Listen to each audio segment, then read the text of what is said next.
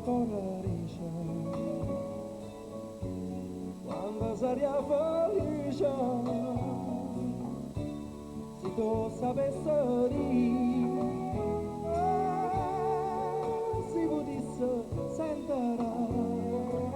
che la coccola senta dici eternamente vorrei restare con te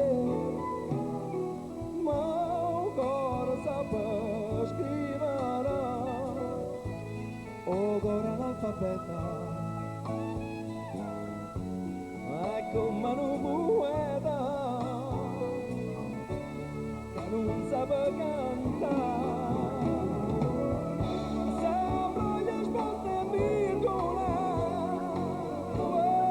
non può capire vivo mentre congiuntivo quando c'è da stare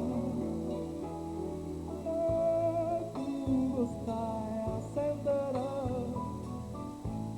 l'ambroia presa issa come succederà